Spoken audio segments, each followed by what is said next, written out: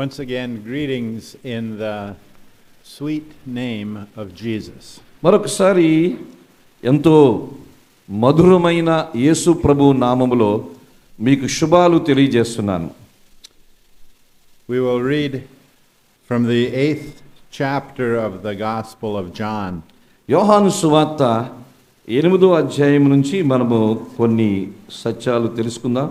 ఇక సమయము లేదు, డైరెక్ట్గా వాక్యములోనికి వెళ్తున్నాం. యోహాను సువార్త 8వ అధ్యాయము.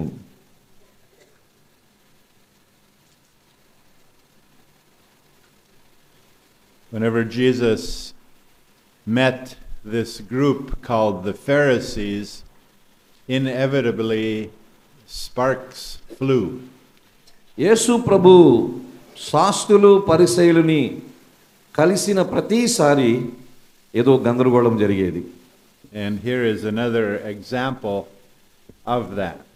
ఇక్కడ మరొక సందర్భము ఉదాహరణని మనం చూస్తాం. శాస్త్రులు పరిసయ్యులని ప్రభు కలవడం అనేది.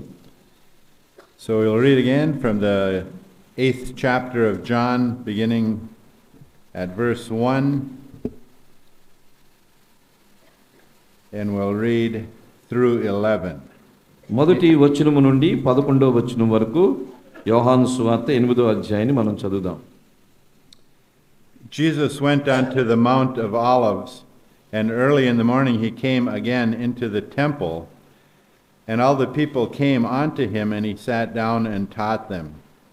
And the scribes and Pharisees brought unto him a woman taken in adultery, and when they had set her in the midst, they said unto him, Master, this woman was taken in adultery in the very act.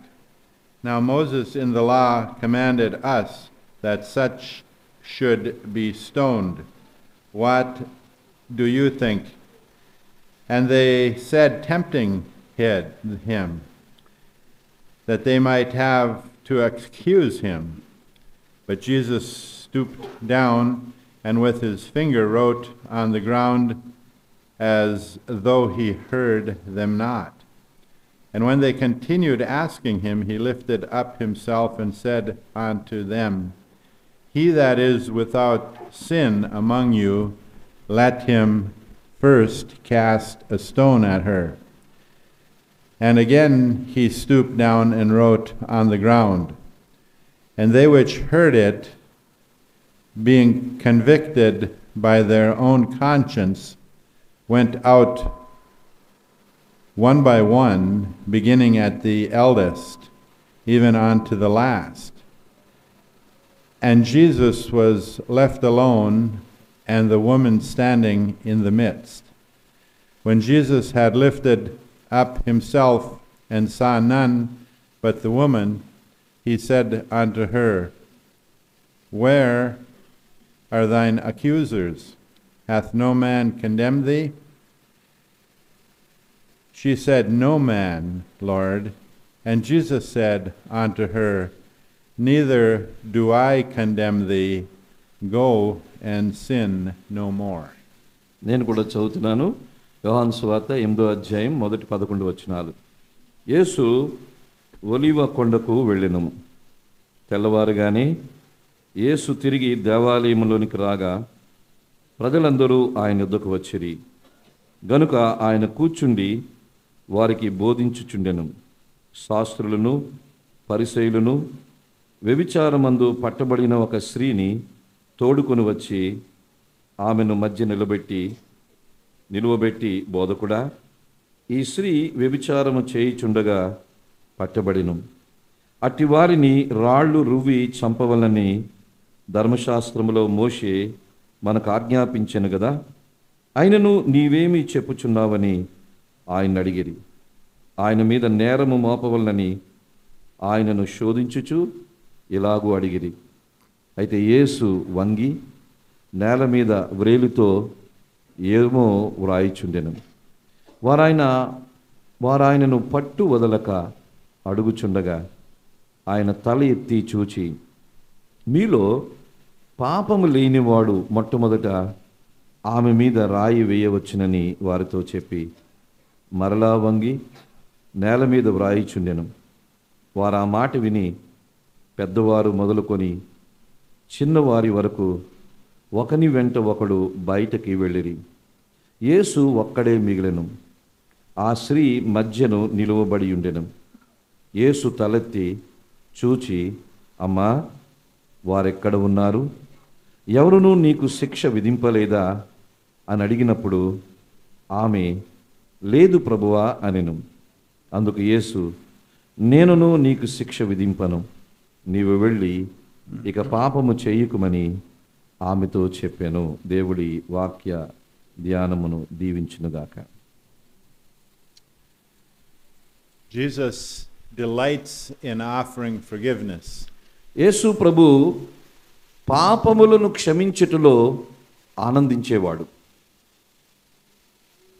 He delights more in offering forgiveness than we have a propensity to sin. మనము పాపము చేయడము అనే విషయంలో ఎంత ఆసక్తి చూపిస్తామో, యేసు ప్రభు పాపమును క్షమించే విషయంలో చాలా ఎక్కువగా ఆనందిస్తాడు ఆయన. His forgiveness is so complete it is often scandalous. పాపము క్షమించబడము చాలా సందర్భాల్లో ఎలాగూ అయిందంటే పాపము చేయడానికి ఒక అనుమతిగా అయింది. In the minds of men, his forgiveness seems to give license to bad behavior. మరి ఆయన పాపమును క్షమిస్తున్నాడు కాబట్టి కొంతమంది మనసులో పాపం చేయడానికి అదొక అనుమతిగా, లైసెన్స్గా తీసుకుంటున్నారేమో. Jesus had a very close relationship with women in general. యేసు ప్రభు సాధారణంగా స్త్రీలతో ఎక్కువగా సమయాన్ని గడుపుతూ ఉండేవాడు. The very first people to witness his resurrection were women. మరి ఆయన పునరుద్ధానాన్ని మొట్టమొదటిగా చూసి సాక్ష్యం చెప్పిన వాళ్ళు ఎవరంటే స్త్రీలే. This would not have happened in the Old Testament. మరి పాత నిబంధన గ్రంథములో అటువంటివి జరగలేదు. Jesus frequently offered understanding to women in need. యేసు ప్రభు చాలా సాధారణంగా స్త్రీల అవసరతను గురించి ఆలోచించినవాడు. స్త్రీలతో ఎక్కువ సమయమును గడిపినవాడు. He once came upon a funeral procession and saw that a widow was burying her son. ఒకసారి యేసు ప్రభు ప్రయాణం చేస్తున్నప్పుడు ఒక విధవరాలు తనకున్న ఏకైక కుమారుణ్ణి సమాధి చేయడానికి తీసుకుని వెళ్తున్నారు. ఆ కుమారుడు మరణించాడు కాబట్టి. Just think, this woman had buried a husband and now burying a son. మరి ఆ స్త్రీ తన భర్తని భూస్థాపన చేసింది, ఇప్పుడు tanakunna ఏకైక కుమారుని కూడా భూస్థాపన చేస్తుంది. ఆ సందర్భంలో యేసు అక్కడ ఉన్నాడు. Jesus, especially with his mother Mary, had this tenderness between him and his mother. మరి యేసు ప్రభువుని మనం చూసినట్లయితే తన తల్లి అయిన మరియ విషయంలో యేసు ప్రభువు కూడా చాలా సాధువుగా స్పందించాడు. తల్లి ఎడల ఎంతో బాధ్యతని ఆయన కలిగినవాడు. So here is a classic example of Jesus and the Pharisees and how their thinking was different. ఇక్కడ యేసు ప్రభువుకి శాస్త్రులు పరిసయ్యులకి మధ్య ఆలోచన విధానము ఎంత వ్యత్యాసంగా ఉందో చెప్పే వాక్య భాగం ఇది. The Bible says that as a man thinketh in his heart, so is he. మరి బైబిల్ గ్రంథం చెప్తుంది, ఒక మనిషి తన హృదయములో ఏదైతే కలిగి ఉంటాడో దాన్ని బట్టి ఆ మనిషి ప్రవర్తన ఉంటుందని. It is not how the person behaves that controls their thinking, but their thinking controls their behavior. మరి ఒక వ్యక్తి ఏ విధంగా కార్యాలు చేస్తున్నాడు, ప్రవర్తిస్తున్నాడు అనేది ముఖ్యం కాదు, కానీ ఒక వ్యక్తి యొక్క ప్రవర్తనకు మూలము అతడు చేసే ఆలోచనలు అనగా హృదయమే ముఖ్యమైంది. So Jesus was this popular person who had gained such attention. మరి యేసు ప్రభు ఎంతో పేరు ప్రఖ్యాతులు ఉన్నవాడు కాబట్టి ఆ దినాల్లో శాస్త్రులు పరిసయ్యులు ఆయన వెంబడి వెళ్తూ ఉండేవాళ్ళు. And the people were attracted to Jesus because of his message. మరి యేసు ప్రభు చేసే వర్తమానాలకు ఆ రోజుల్లో ప్రజలు చాలా ఆకర్షితులవుతూ ఉండేవాళ్ళు. Especially people who saw themselves as sinners. ముఖ్యంగా ఎవరైతే ప్రజలు తమను తాము పాపులుగా గుర్తిస్తున్నారో వారు ఎక్కువగా యేసు ప్రభు దగ్గరికి వెళ్తూ ఉండేవారు. And so the Pharisees were acting in accordance to the law that they virtually worshipped. మరి శాస్త్రులు పరిసయ్యులు మనం చూసినట్లయితే వారు ధర్మశాస్త్రానుసారంగా ఇక్కడ పనిచేస్తున్నారు. వాళ్ళకి నూతన నిబంధన గన తెలియదు, ధర్మశాస్త్రానుసారంగా పనిచేస్తున్నారు వాళ్ళు. So according to the letter of the law, they were correct. ధర్మశాస్త్రము అక్షరానుసారంగా ఉంటుంది. ధర్మశాస్త్రము అక్షరానుసారంగా ఉంటుంది కాబట్టి అక్షరానుసారంగానే వాళ్ళు కార్యాలు చేస్తూ ఉండేవాళ్ళు శాస్త్రులు పరిసయ్యులు. But thanks be to God that we are not judged by the letter of the law. మరి దేవునికి స్తోత్రము, దేవుడు మనల్ని అక్షరానుసారంగా తీర్పులోనికి తీసుకుని రావడం లేదు కానీ ఆత్మానుసారంగానే దేవుడు మనల్ని తీర్పులోనికి తీసుకుని వస్తున్నాడు. The law was first written on stone. ధర్మశాస్త్రము మొట్టమొదటిగా రాతి పలకల మీద వ్రాయబడింది. Very hard, solid, unchanging. ధర్మశాస్త్రము కఠినమైన, చాలా బలమైన, మార్పు లేని రాళ్ల మీద రాయబడింది మోషే కాలంలో. And the law basically said, do this and you will live. మరి ధర్మశాస్త్రం ఏం చెప్తుందంటే ఇది మీరు చెయ్యండి అప్పుడు మీరు బ్రతుకుతారు అని అంటుంది. And consequently opposite, don't do this and you will die. మరి ధర్మశాస్త్రం మరొకటి ఏం చెప్తుందంటే ఇది చెయ్యండి అప్పుడు బ్రతుకుతారు అంటుంది. మరొక మాట ఏమిటంటే ఇది చెయ్యొద్దు అప్పుడు మీరు జీవిస్తారంటుంది. ధర్మశాస్త్రం ఎప్పుడూ కూడా చెయ్యండి చేయకూడదని చెప్తుంది. So Jesus' ministry and his relationship with the Pharisee explains so much. యేసు ప్రభు శాస్త్రులు పరిసయ్యుల విషయంలో ఆయన స్పందించిన విధానము చాలా అంశాలు మనకి బోధిస్తుంది. Characteristics of the Pharisee are a critical attitude towards other people. శాస్త్రులు పరిసయ్యులకున్న ఒక ప్రత్యేకమైన లక్షణం ఏమిటంటే వాళ్ళు ఎప్పుడూ విమర్శనాత్మకంగా ఉంటారు, ఇతరుల్లో లోపాలు ఎంచుతూ ఉంటారు. And pointing to the Bible, usually the Old Testament. శాస్త్రులు పరిసయ్యులు ఎప్పుడు బైబిల్ని చూపిస్తారు, ఎక్కువగా పాత నిబంధన గ్రంథం చూపిస్తారు, క్రొత్త నిబంధన వాళ్ళకి తెలియదు. Yet one of Jesus's biggest complaints or disagreements with the Pharisee was that they were willing to change the law. మరి చాలా వరకు యేసు ప్రభుకి శాస్త్రులు పరిసయ్యులకి ఎక్కడ పెద్ద సమస్య వచ్చేదంటే ధర్మశాస్త్రాన్ని వాళ్ళు మార్చాలని అనుకునేవాళ్ళు శాస్త్రులు పరిసయ్యులు. అక్కడే యేసుకి శాస్త్రులు పరిసయ్యులకి చాలా విభేదాలు వచ్చేవి. So Jesus' words in the Sermon on the Mount when he said that I have not come to destroy the law or the prophets but to fulfill. యేసు ప్రభు కొండ మీద ప్రసంగాన్ని చెప్తున్నాడు కదా, నేను ధర్మశాస్త్రమును ప్రవక్తల మాటలను కొట్టివేయడానికి రాలేదు కానీ వాటిని నెరవేర్చడానికే వచ్చాను అని చెప్తున్నాడు. This tells everything. అది అన్నిటి గురించి చెప్తుంది. Another characteristic of the life of the Pharisee is that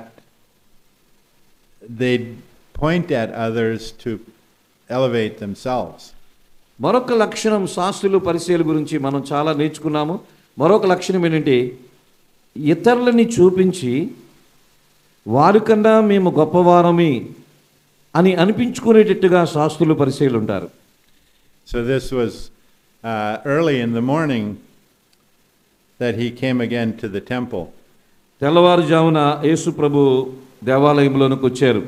And it says that all the people came unto him, ప్రజలందరూ ఆయన దగ్గరకు వచ్చారు. అక్కడ and he sat down and taught them. ఆయన అక్కడ కూర్చున్నాడు, బోధిస్తున్నాడు వారికి.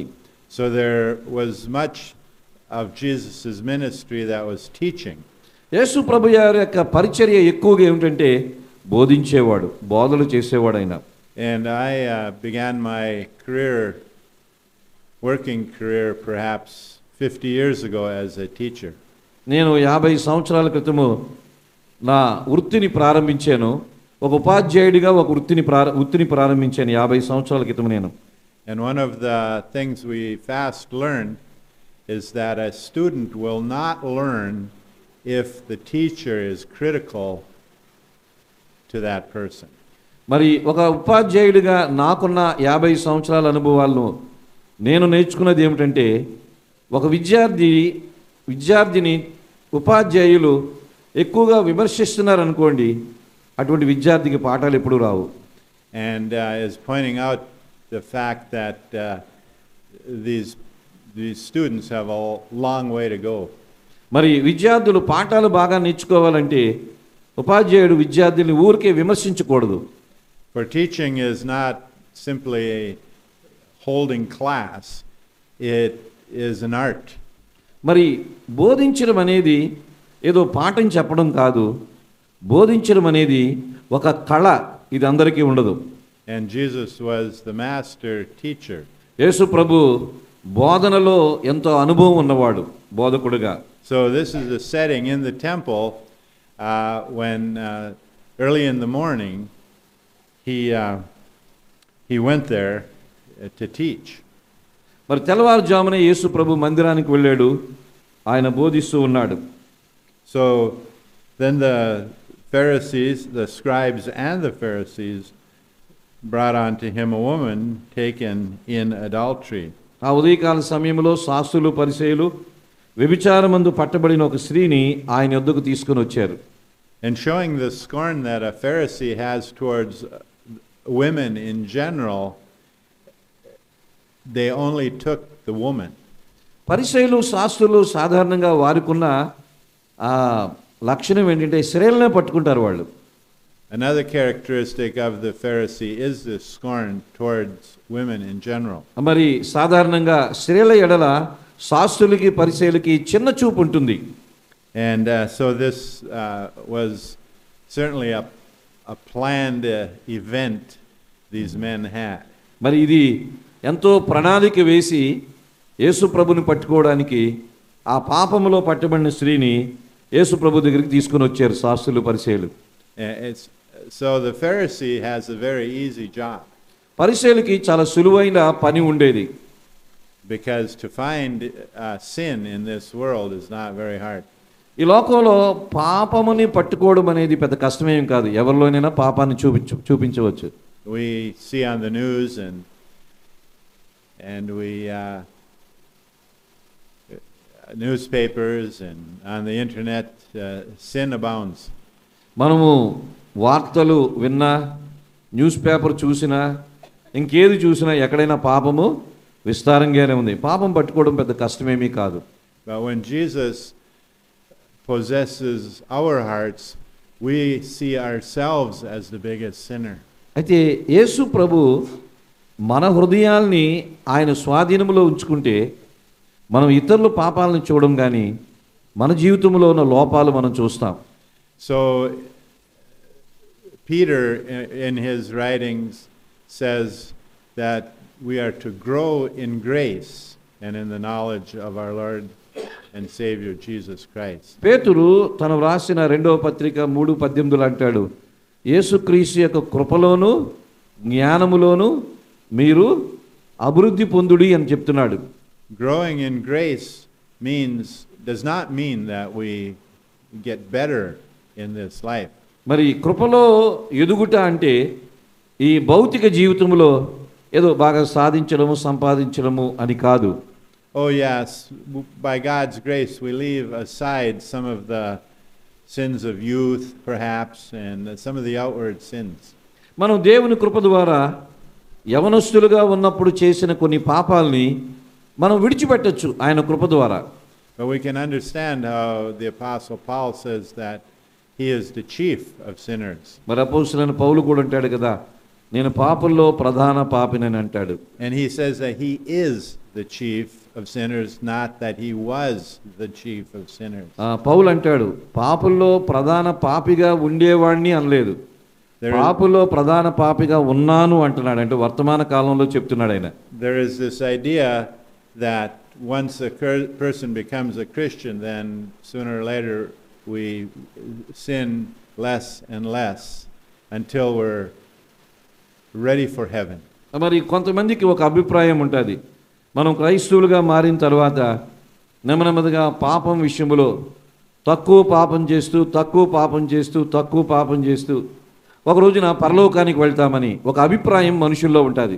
So growing in grace means that we recognize our own sinfulness. మరి కృపలో ఎదుగుట అంటే అర్థం ఏమిటంటే మన పాపపు స్థితిని ఎప్పటికప్పుడు మనము గుర్తించుట, అది కృపలో ఎదుగుతా అంటే.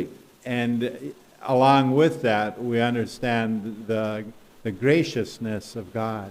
అదే సమయంలో మనం కృపలో ఎదగడం అంటే మరి పాపపు స్థితి విషయంలో ఎప్పటికప్పుడు మనం పరీక్షించుకుంటాం, అంతేకాదు ఆయన కృపను బట్టి మనం జీవిస్తూ ఉంటాం. So the Pharisee said to the woman like this. మరి పరిసయ్యులు ఆ స్త్రీతో ఇలా అంటున్నారు. But the Christian says that how can God be so gracious to me? మరి క్రైస్తవులుగా మనం ఏమనాలంటే పాపినైన నా ఎడల దేవుడు అంత కృపని ఎలాగూ చూపిస్తున్నాడు అని అనాలి, వేలు పెట్టి ఇతరులు చూపించకూడదు.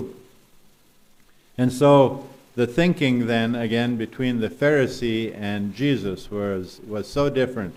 పరిసయ్యులకి యేసు ప్రభు ఆలోచన విధానానికి చాలా వ్యత్యాసం మనం చూస్తాం. And so they had a clear case against this woman. ఈ స్త్రీని బట్టి వారు ఒక నేరం మోపుతున్నారు, నిజమైన నేరమే.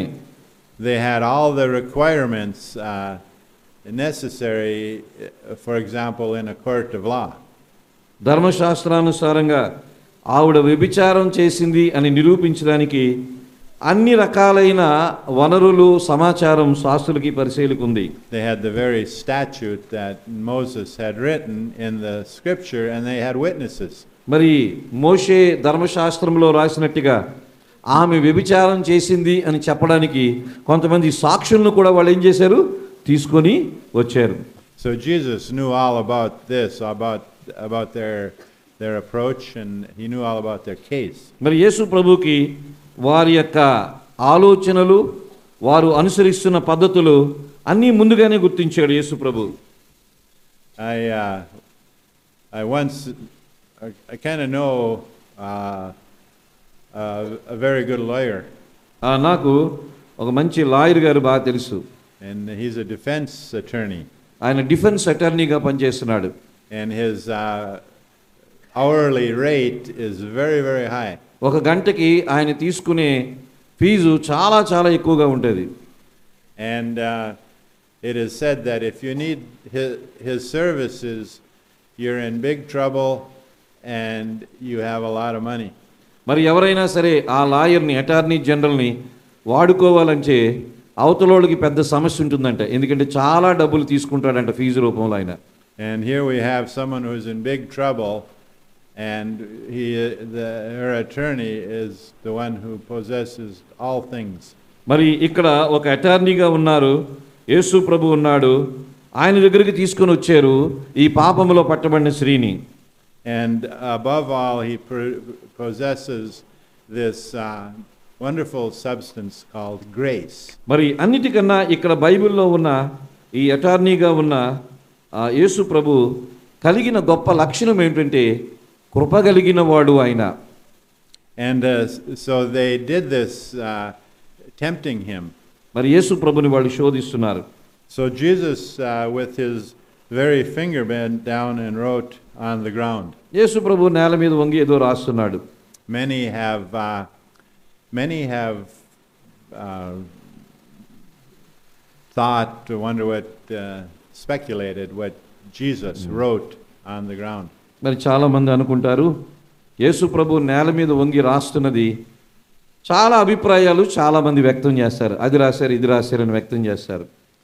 And so any man would know that what these Pharisees were doing made them hypocrites. మరి పరిసయ్యులు చేస్తున్నది ఆ రోజున ఒక వేషధారులుగా పరిసయ్యులు ఉన్నారు అనేది మనకు అర్థమవుతుంది. వారిలో ఉన్న లోపాలు ఎత్తి చూపించకుండా ఇతరుల్లో ఉన్న లోపాలు పాపాలు ఎత్తి చూపిస్తున్నారు వాళ్ళు.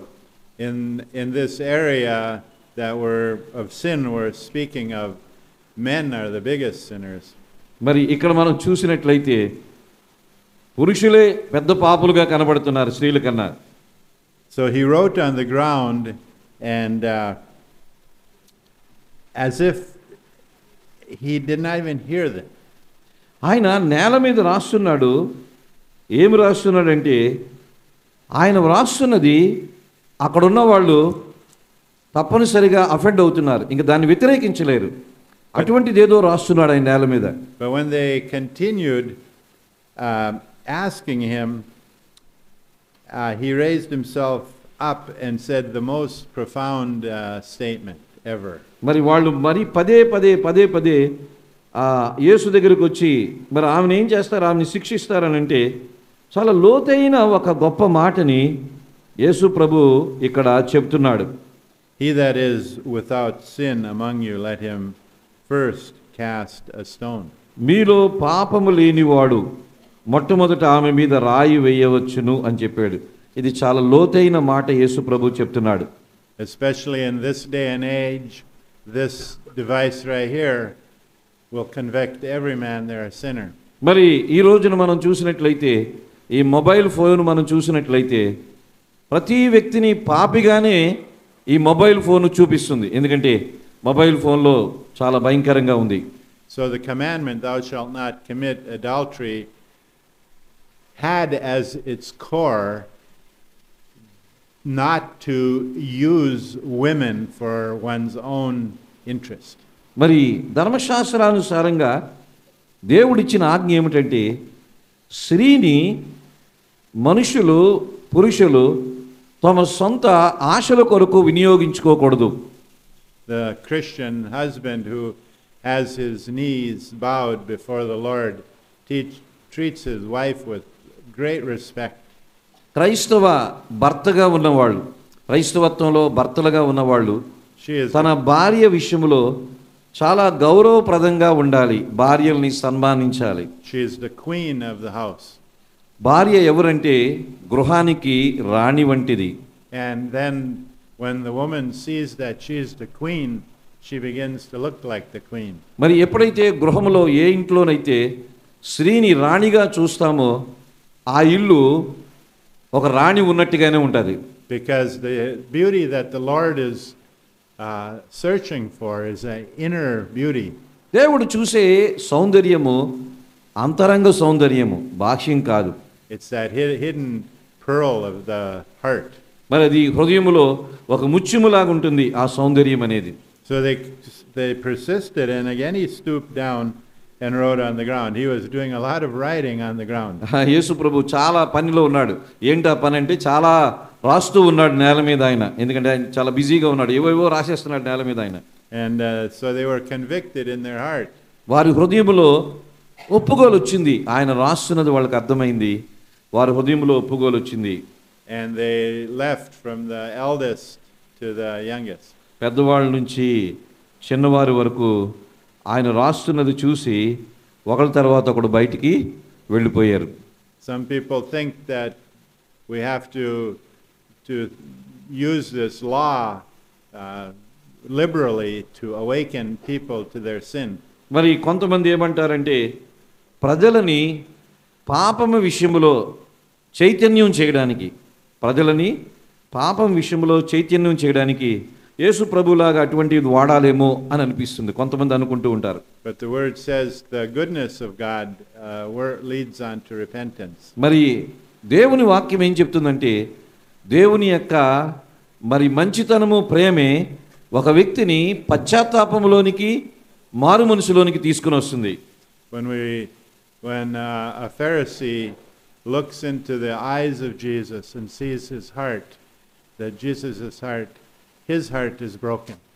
ఒక పరిసయ్యుడు యేసు ప్రభు హృదయాన్ని చూస్తే పరిసయ్యుని హృదయము బద్దలవుతుంది. ఎందుకంటే పరిసయ్యుని హృదయము కఠినంగా ఉంటుంది, యేసు ప్రభు హృదయము మృదువుగా ఉంటుంది. And this is what produces true repentance. మరి ఎప్పుడైతే అటువంటి చూపు కలిగి ఉంటామో అదే ఇతరుల్లో పశ్చాత్తాపాన్ని తీసుకుని వస్తుంది.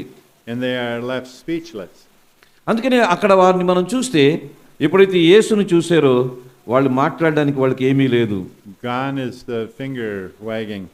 మరి ఆ చేతులన్నీ కూడా ఆపేశారు, వాళ్ళు వెళ్ళిపోతున్నారు ఒకరి తర్వాత ఒకరు. So then they all left, and finally Jesus lifted himself up and saw that he was alone with the woman. మరి అందరూ వెళ్ళిపోయారు, యేసు ప్రభువే ఉన్నాడు, స్త్రీ అక్కడ ఒక్కతే ఉంది. Then he said, "Well, woman, where are thine accusers?" మరి యేసు ప్రభు అన్నాడు కదా, అమ్మ వారెక్కడ ఉన్నారు నీ మీద నేరం మోపిన వాళ్ళు అని అడిగాడు. Has no one accused you? ఎవరు నీకు శిక్ష విధింపలేదా అన్నాడు. And she said, "No, man, Lord, no one has accused me." ప్రభువా ఎవరు నా మీద శిక్ష విధింపలేదు అని అంది ఆమె. And then Jesus says, "Neither do I condemn thee. Go and sin no more." యేసు ప్రభు అంటున్నాడు కదా, నేను నీకు శిక్ష విధింపను, నీ వెళ్ళి ఇక నువ్వు పాపం చేయకమని ఆమెతో చెప్పాడు. There is no condemnation in Jesus. యేసు ప్రభులో శిక్షించడము అనేది లేదు. Perhaps you will find condemnation in society. మరి ఈ సమాజంలో ఒకరినొకరు విమర్శించుకోవడం, ఒకరినొకరు ఎత్తి చూపించుకోవడం సమాజంలో ఉండొచ్చు, కానీ యేసులో శిక్ష విధించేది లేదు. And we can find condemnation in our own hearts. మన హృదయాల్లో కూడా కొన్నిసార్లు ఇతరుల ఎడల మనం చెడ్డ అభిప్రాయం కలిగి ఉండి వారిని శిక్షిస్తాం, అంటే వారిని రకరకాలుగా అభిప్రాయం కలిగి ఉంటాం. But even when your own heart condemns you, కొన్నిసార్లు మన సొంత హృదయమే మనల్ని విమర్శిస్తుంది, మనల్ని ఖండిస్తుంది. know that God is greater than your heart. కానీ దేవుడు మన హృదయము కన్నా మన హృదయాల కన్నా గొప్పవాడు అని మనం అర్థం చేసుకోవాలి. So when Jesus said, "Go and sin no more," యేసు ప్రభు అంటున్నాడు కదా, వెళ్ళు ఇక నువ్వు పాపము చేయకుము. he was agreeing with them that adultery was a sin. మరి ఆ శాస్త్రులు పరిసయ్యులతో యేసు ప్రభు ఒప్పుకున్నాడు. ఏమిటంటే అక్కడ వ్యభిచారం జరిగింది, కానీ నేను ఆమెను క్షమిస్తున్నాను అన్నట్టుగా వ్యభిచారం అనేది పాపము అని యేసు ప్రభు కూడా ఒప్పుకున్నాడు అక్కడ. Can you imagine the testimony in the woman's heart? మరి ఆ స్త్రీ హృదయంలో ఆమె ఎటువంటి సాక్ష్యం కలిగి ఉంటుందో మనం ఊహించగలమా? In my blindness, I was so close to being stoned. మరి ఆమె కలిగిన ఆ హృదయంలో ఆమెకుండే సాక్ష్యం ఏమిటంటే, నేను రాళ్ల చేత కొట్టబడే స్థితికి చాలా దగ్గరలో ఉన్నాను అని అనుకునేదేమో. But I met this man Jesus and he forgave me. కానీ నేను ఈ మనిషిని కనుగొన్నాను, యేసు అనే మనిషి దగ్గరకు వచ్చాను, ఆయన నా పాపాలని క్షమించాడు. And I saw in his eyes the greatest love that anyone has ever seen. మరి ఆ యేసు కండ్లలో ఆ దేవుని ప్రేమను చూశాను, అందుకే ఈ రోజు నేను బ్రతికాను. Thanks be to God for Jesus and his forgiveness. దేవుడు మనకి ప్రభువునిచ్చాడు. ఆ ప్రభువు చూపిస్తున్న ప్రేమను బట్టి శిక్ష నుంచి మనం విడిపించబడుతున్నాం. ఆమెలాగానే మనము శిక్ష నుంచి విడిపించబడుతున్నాం. Amen. దేవుడు ఈ వాక్యము దీవించునుగాక. ఆమేన్.